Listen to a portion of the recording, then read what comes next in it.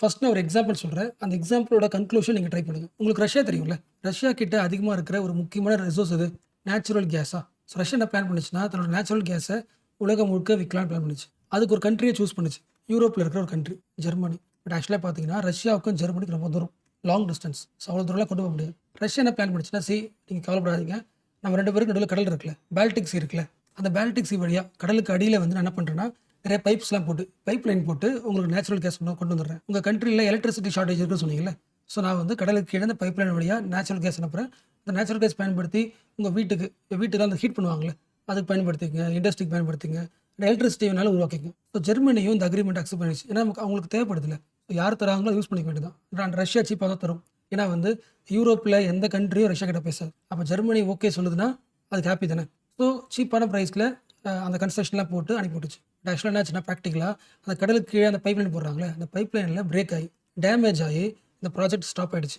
So ஜெர்மனியோட வீட்டுக்கும், இண்டஸ்ட்ரீஸ்க்கு, அப்புறம் electricity உருவாக்குறதுக்கு எல்லாத்துக்குமான ஒரு முக்கியமான சோர்ஸா இருந்தது ரஷ்யாவோட நேச்சுரல் கேஸ். அதை பயன்படுத்தி தான் ஜெர்மனியோட எலக்ட்ரிசிட்டி ஷார்டேஜ் வந்து ஓரளவுக்கு பேலன்ஸ் பண்ணப்பட்டுச்சு. பட் பிராக்டிகலா பாதியில என்ன ஆயிடுச்சு?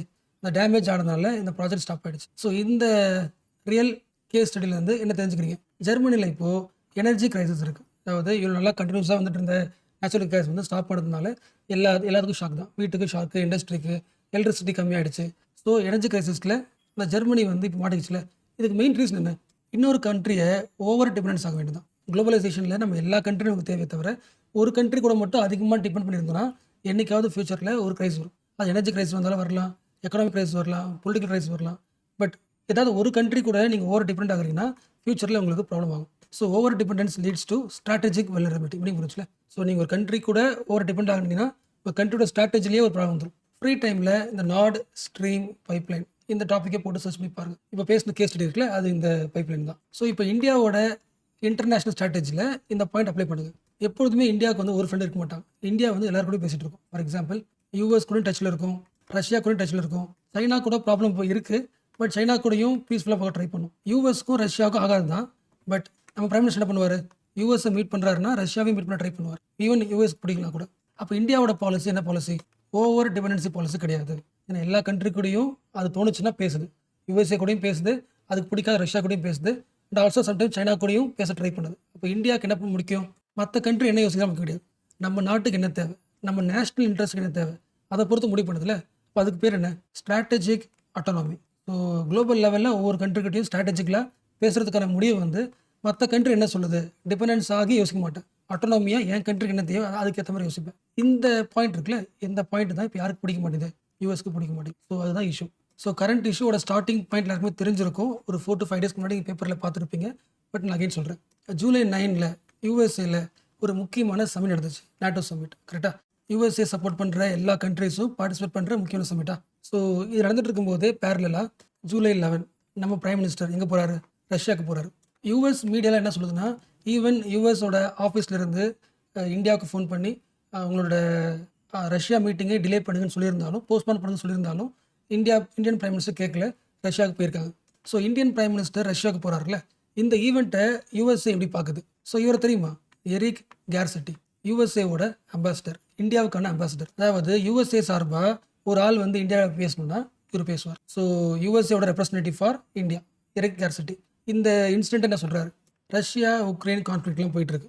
எல்லா கண்ட்ரீஸும் ரஷ்யா தப்புன்னு சொல்லிட்டு இருக்காங்க. ஸோ ஒரு கான்ஃப்ளிக்டாக இருக்கிற குளோபல் டைம்ஸில் தன்னிச்சையாக முடிவெடுக்கிறது தப்பு. அதாவது அட்டானமிக்கலாக முடிவெடுக்கிறது தப்பு. இந்த நார்மல் டைம் ஓகே.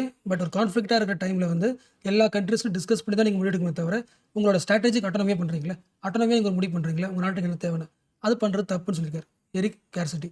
இந்த லைன் படிங்களேன். In times of conflict there is no such thing as strategic autonomy. இண்டிபெண்டண்ட்டாக ஒரு டிசிஷன் எடுக்கக்கூடாது. இந்த டைமில் கிரைசிஸ் மூமெண்ட்டில் அப்போ என்ன பண்ணணும்? Countries need to rely on each other and make their own position clear. So discuss பண்ணிட்டு தான் போகணுமே தவிர நீங்களா போனது தப்புன்னு யார் சொல்கிறா? எரிக் கேர்செட்டியா? யூஎஸ்ஏவோட அம்பாசிடர் டு இந்தியாவா? அடுத்து இவங்க தெரியுமா? Jake Sullivan. இவங்க யார்? யூஎஸ்ஏவோட நேஷ்னல் செக்யூரிட்டி அட்வைசர். இவர் என்ன சொல்கிறாருன்னா, இந்தியாவுக்கு சொல்கிறார். இப்போ இந்தியாவுக்கு ஒரு எதிரி நேஷன் தான். ஓரளவுக்கு கொஞ்சம் டிஸ்டர்ப் பண்ணுற ஒரு கண்ட்ரி அந்த கண்ட்ரி சைனா தானே. இந்த பாயிண்ட் மைண்டில் வச்சுக்கிட்டு ஜாக் என்ன சொல்கிறாருன்னா, இந்தியா நீங்கள் என்ன பண்ணுறீங்கன்னா அதிகமாக ரஷ்யாவை டிபெண்ட் பண்ணுறீங்க. லாங் டேர்முக்கு சரி கிடையாது. ஏன்னா எப்போ வேணால் ரஷ்யா என்ன பண்ணும்? சைனா பக்கம் போயிடும். எப்பொழுதுமே உங்களுக்கு சப்போர்ட் பண்ண அவசியம் கிடையாது. ரஷ்யாவோட ரியல் பார்ட்னர் சைனா தான். ஸோ ரஷ்யாவும் சைனாவும் ஜாயின் பண்ணுறது எப்போ நடக்கலாம். ஸோ அதை மைண்டில் வச்சுக்கங்க. அண்ட் 3வது பாயிண்ட் டைரெக்டாக யுஎஸோட அட்மினிஸ்ட்ரேஷன் ஆஃபீஸ்லேருந்து இந்தியாவுக்கு கால் போயிருக்குன்னு அவங்களே சொல்கிறாங்க. நாங்கள் டைரெக்டாகவே இந்தியாவுக்கு கால் பண்ணி பிரைம் மினிஸ்டர் ரஷ்யா விசிட் பண்ணதோட கன்சர்னை நாங்கள் தெரிவிச்சிருக்கோம்னு சொல்லிட்டாங்க. அப்போது இந்தியன் பிரைம் மினிஸ்டர் ஒரு ஆட்டோனமிக்காக ஒரு முடிவு எடுத்து ரஷ்யா பார்க்க போகிறதுல வந்து யுஎஸ்ஏக்கு பிடிக்கல. யூஎஸ் என்ன சொல்ல வருது, எங்ககிட்ட டிஸ்கஸ் பண்ணிட்டு தான் முடிவு பண்ண சொல்லுதுல. பட் ஆக்சுவலாக பண்ண அவசியம் கிடையாது. என்ன ரீசன், குளோபல் லெவலில் பவர் டைனமிக்ஸும் மாறிடுச்சு. 1990s இருக்குல்ல, அந்த டைமில் எப்படி இருந்துச்சுன்னா இந்த உலகம் வந்து நம்ம அப்படி பார்த்துருக்கோம், யூனிபோலராக இருந்துச்சு. அதாவது ஒரு கண்ட்ரி தான் பவர்ஃபுல், எந்த கண்ட்ரி, யூஎஸ்ஏ. ஸோ யூஎஸ்ஏட டாமினேஷனில் தான் இந்த குளோப் இருக்குன்னு யார் நம்பிட்டு இருக்கா, யூஎஸ் நம்பிட்டு இருக்கா. ஏன்னா ரஷ்யா வந்து 1990s டிசைட் ஆயிடுச்சுல, பார்த்தோம்ல. ரஷ்யாவோட ஜாகிரஃபியாவே ஒவ்வொரு கண்ட்ரியும் ஒவ்வொரு ஸ்டேட்டுமே தனி கண்ட்ரியாக போயிடுச்சு. ஸோ பவர் கிடையாதுன்னு பார்த்தோமா. எஸ். ஸோ அப்போது குளோபோட மெயின் டாமினேட்டிங் பவர் யார், யூஎஸ்ஏ தான். அப்போ யூஎஸ்ஏ கேட்டு தான் எல்லா கண்ட்ரி பண்ணுன்றது தான் அவங்களோட அசம்ஷன். பட் ஆக்சுவல் ரியாலிட்டி பார்த்தோன்னா இப்போ குளோபலில் யூனிபோலர் கிடையாது, மல்டி போலர் வந்துருச்சு. யூஎஸ்ஏ வந்து இப்போ ஸ்ட்ராங் எக்கனாமிக் பவர்னா யூஎஸ்ஏக்கு அடுத்து செகண்ட் ஸ்ட்ராங்கஸ்ட் எக்கனாமிக் பவர் யார், சைனா ஆயிடுச்சுல. எஸ். ஸோ எக்கனாமிக்கல் லெவலில் யூஎஸ்ஏ பீட் பண்ணுறதுக்கு ஒரு அடுத்த லெவல் ஸ்ட்ராங்கஸ்ட் சைனா வந்துட்டாங்க. அப்போ எக்கனாமியில் சூப்பர் பவர் யாருன்னா யூஎஸ்ஏ மட்டும் தான் கிடையாது, சைனா வந்துருச்சு. அப்போது எக்கனாமியில் யூனிபோலர் கிடையாது, மல்டிபோலர். ஸோ ரியாலிட்டியில் எக்கனாமியில் ஸ்ட்ரென்த் மாறிடுச்சா, இது ஒன்று. இருக்கிறதுலே செக்யூரிட்டி செம ஸ்ட்ராங் என்ன சொல்லுவா, வெஸ்டர்ன் கண்ட்ரிஸ், யூஎஸ்ஏ. பட் ஆக்சுவலாக ரஷ்யா என்ன பண்ணுது, அமெரிக்காவுக்கு சப்போர்ட் இருக்க கண்ட்ரி இருக்குல்ல, உக்ரைனுக்குள்ளே ஈஸியாக உள்ளே வந்து அடிக்க முடியுது. இஸ்ரேலுக்கு வந்து யூஎஸ்ஏ சப்போர்ட் பண்ணுதுன்னா ஈரானுக்கு ரஷ்யா சப்போர்ட் பண்ணுது. ஸோ வெஸ்டர்ன் கண்ட்ரிஸோட செக்யூரிட்டிலாம் விஷயமே கிடையாது, அதை சேலஞ்ச் பண்ணுற மாதிரி ரஷ்யா வந்து வளர்ந்துருச்சு. ஸோ குளோபல் லெவலில் எந்த ஃபீல்டு எடுத்து பார்த்தாலுமே இப்போ ஒரு கண்ட்ரி தான் டாமினன்ஸ் கிடையாது, நிறைய கண்ட்ரிஸ் வளர்ந்துருச்சு. அப்போ குளோபல் முழுக்க நிறைய பவர் கண்ட்ரிஸ் இருக்கும்போது எல்லா கண்ட்ரி கூடயும் அழகாக பேலன்ஸாக பேசி தான் நம்மளோட இன்டர்நேஷனல் ஸ்ட்ராட்டஜி உருவாக்கவே தவிர ஒரு கண்ட்ரி டிபெண்ட் பண்ணுறது வந்து ப்ராக்டிக்கலாக தப்பு இல்லை. ஸோ இந்த மாதிரி டைமில் இந்தியா வந்து ஸ்ட்ராட்டஜிக் ஆட்டோனமியாக இருக்கிறது தான் கரெக்ட். அதாவது மற்ற கண்ட்ரிஸ் என்ன யோசிக்கிறாங்களோ அதை பேஸ் பண்ணி முடிவெடுக்காமல் நம்ம கண்ட்ரிக்கு நேஷ்னல் இன்ட்ரெஸ்ட் என்ன. ஃபார் எக்ஸாம்பிள் நமக்கு வந்து டிஃபென்ஸ் பொருள் தேவையா, நமக்கு யார் சீப்பாக தருவா, ரஷ்யா தருவாங்க, ரஷ்யாவிட வாங்கிக்கலாம். அடுத்து இந்தியாவுக்கு மோஸ்ட் இம்பார்ட்டண்ட்டாக தேவைப்படுற விஷயம் இது க்ரூட் ஆயிலா. அப்போ அந்த க்ரூட் ஆயிலை யார்கிட்ட வாங்கணும், நெய்வர் யார், ரஷ்யா தான். ஸோ ரஷ்யா சீப்பாக தரேன்னு சொல்லிட்டான். இப்போ அவங்ககிட்ட வாங்காமல் எனக்கு யூஎஸ் தான் ஃப்ரெண்டு, யூஎஸ்ஏ கிட்ட இருந்தால் வாங்க போகிறேன் அப்படின்னு சொல்லி யூஎஸ்ஏக்கு ஒரு இந்தியா சமுத்திரம். அப்போ யூஎஸ்ஏ நாளைக்கு ஒரு பிளான் சொல்லுது, நீங்கள் ரஷ்யா கிட்டலாம் பழக வேணாம், நான் வந்து கடல் வழியாகவே பசிபிக் கோஸ்ட் வழியாகவே நான் என்ன பண்ணுறேன், அந்த பைப் லைனை செம ஸ்ட்ராங்காக போட்டு உனக்கு எல்லாம் க்ரூட் ஆயில் என்ன பண்ண சொன்னால் இந்தியா என்ன பண்ணக்கூடாது, அதை டிபெண்ட் பண்ணக்கூடாது. ஏன்னா லாங்கர் டிஸ்டன்ஸ் ஸ்ட்ராட்டஜிலாம் முடிவு பண்ணும்போது எது கிட்ட எது ஈஸியாக வாங்க முடியும் அப்படின்றத யோசிக்கணும். ஸோ இந்தியா வந்து ரஷ்யா கிட்டேருந்து வாங்க க்ரூட் ஆயில் என்ன பண்ணிருக்கு, செம அதிகமாக இருக்குது. 2021 கம்பேர் பண்ணி 2024 இந்த 3 இயர்ஸ் பார்த்தீங்கன்னா $2.4 பில்லியன் அளவுக்கு ஆயிலை வாங்கிட்டு இருந்துச்சா 2021. இப்போ 2023-24 46.5 பில்லியன். கம்பேர் பண்ண முடியுதா, 2021 கம்பேர் பண்ணுறதை விட ஒரு 20 மடங்கு எக்ஸ்ட்ரா வாங்குது. ஸோ ஒரு 2 மடங்கு இல்லை, 4 மடங்கு இல்லை, 10 மடங்கு இல்லை, 20 மடங்கு எக்ஸ்ட்ரா வேல்யூ கொடுத்து க்ரூட் ஆயில் வாங்குது. ஏன்னா ரஷ்யா என்ன பண்ணுது, ரஷ்யா கிட்டேருந்து எந்த கண்ட்ரிஸுமே ஆயில் வாங்கக்கூடாது, யார் சொல்லிட்டா, யூஎஸ் சொல்லிட்டான். அப்போ யூஎஸ்ஏவோட பாயிண்ட்டை வந்து எல்லா கண்ட்ரியும் டிபெண்ட் பண்ணுது. பட் இந்தியா என்ன பண்ணுது, எல்லாரும் வாங்கலைன்னா அவன் என்ன பண்ணுவான், சீப்பாக விற்பானா, நமக்கு தேவைப்படுது. ஸோ ரஷ்யா கிட்ட வாங்கிட்டான். Strategic autonomy. அதே மாதிரி டிஃபென்ஸ் யார் நம்ப முடியாது, யூஎஸ் நம்ப முடியாது. ஏன்னா டிஃபென்ஸ்னா உடனடியான ஒரு ஆக்ஷன் எடுக்கணும்ல. So USA long distance. So மிலிட்ரியாக ஸ்ட்ராட்டஜிக்கலாக யூஎஸ்ஏ கூட நம்ம ரிலேஷன்ஷிப் வச்சிருந்தாலும் ரஷ்யா முக்கியம். ஏன்னா ரஷ்யா எங்கே இருக்குது, ஏஷியாவில் இருக்குது. ஸோ தூரமாக இருக்கிற யூஎஸ்ஏ கூட ஃப்ரெண்டாக இருக்கணும், நெய்பர் கூட ஜியோ பொலிட்டிக்கலாக நியர்பை ஏஷியாவில் இருக்கிற ரஷ்யா கூடயும் பொருள் வாங்கணும். அப்போ இந்தியா என்ன பண்ணுது, எல்லா கண்ட்ரிஸ்கிட்டே இருந்தும் தனக்கு தேவையான டிஃபென்ஸ் பொருளை வாங்குது, இம்போர்ட் பண்ணுது. அந்த இம்போர்ட் பண்ணுறது ஃபார் எக்ஸாம்பிள் ஒரு 10 பொருள் இம்போர்ட் பண்ணுதுன்னா 4 பொருள் ரஷ்யா கிட்ட வாங்குது. ஏன்னா ரஷ்யா வந்து ஏஷியாவில் ஒரு சூப்பர் பவர், அவங்க கிட்ட தான் பொருள் வாங்கி ஆகணும். So strategical autonomy.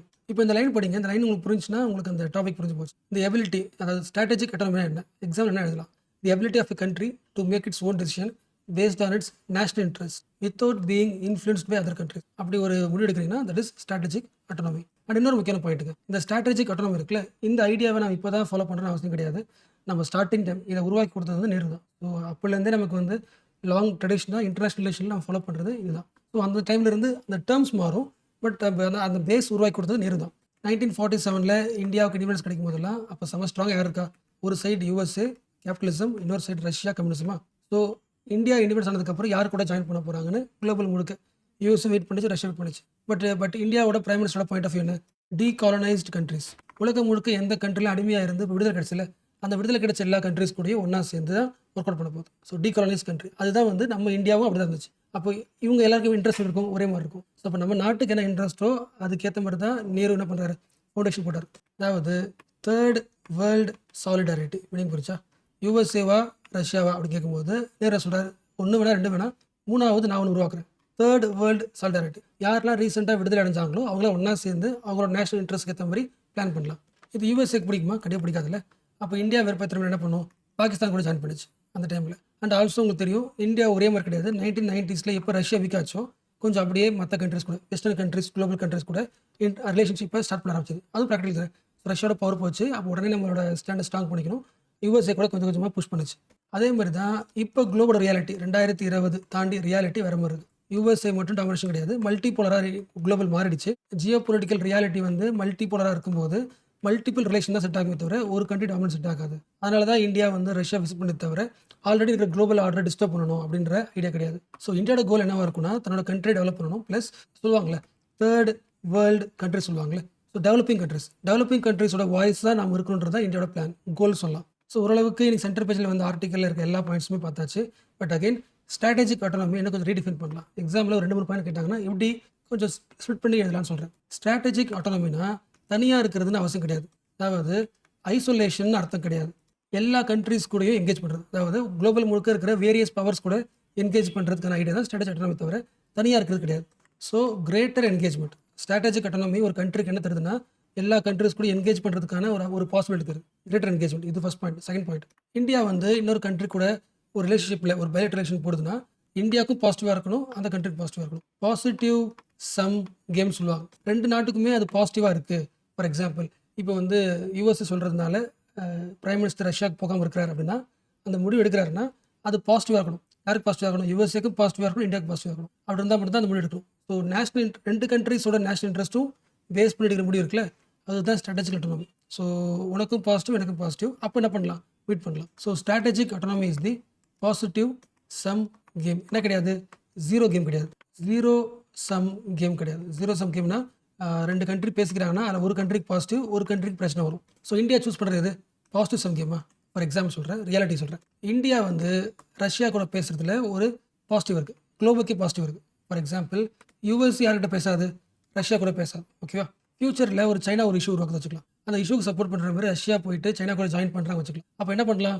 USA India கிட்ட சொல்லி, இந்தியா நீ தான் ரஷ்யா கூட ஃப்ரெண்டாக இருக்க, ரஷ்யா கூட போய் பேசி சைனா கூட சேர வேணாம்னு சொல்கிற அளவுக்கு கூட பாசிபிலிட்டிஸ் இருக்குது. ரஷ்யா கூட ஃப்ரெண்ட்ஷிப்பாக இருக்கிறது வந்து வெஸ்டர்ன் கண்ட்ரீஸ்க்கு யூஸ்ஃபுல் தான். ஸோ அப்போ என்ன ஆகுது? இது ஒரு பாசிட்டிவ் வருது. ஸோ இது வந்து இந்தியா ஒரு ரிலேஷன் வச்சுருந்துச்சா அது பாசிட்டிவ் சம் கேமாக தான் இருக்குன்றது அந்த ஆர்டிக்கல் முடிகிறாங்க. ஸோ இப்போ பேசின எல்லா பாயிண்ட்டுமே இந்த ஆர்டிக்கல் தான். இன்றைக்கி வந்து சென்ட்ரல் பேஜ் வந்து India and a case for strategic autonomy. And லாஸ்ட்டாக ஒரு டேர்ம் சொல்கிறேன், இந்த டேர்மும் பயன்படுத்திக்கங்க. 1990s அப்புறம் யார் கம்மியாயிட்டா? ரஷ்யா கம்மியாயிட்டாங்களா? இப்போ குளோபலில் ஒரே ஒரு பவர், எந்த பவர்? யூஎஸ்ஏவா? யூனி போலார் வேர்ல்டு சொல்லலாமா? ஒரு கண்ட்ரி டெவலப் பண்ண வேர்ல்டு இருந்துச்சு. பட் இப்போ என்ன ஆயிடுச்சு? மாறிடுச்சுல. அதுக்கு என்ன டேர்ம் சொல்லலாம்? போஸ்ட் யூனிபோலார் எரா சொல்லலாமா? யூனிபோலார் காலம் முடிஞ்சு போச்சு. அதுக்கு அடுத்த காலம், இப்போ இருக்கிற காலம் ரியாலிட்டி வர மாதிரி இருக்குது, நிறைய பவர்ஸ் உருவாயிடுச்சு. ஸோ போஸ்ட் யூனிபோலாரிட்டின்னு சொல்லலாம், இல்லை போஸ்ட் யூனிபோலாரிட்டி ஃபியூச்சர்னு சொல்லலாம். ஸோ அதை பற்றி கொஸ்டின் கேட்கலாம்.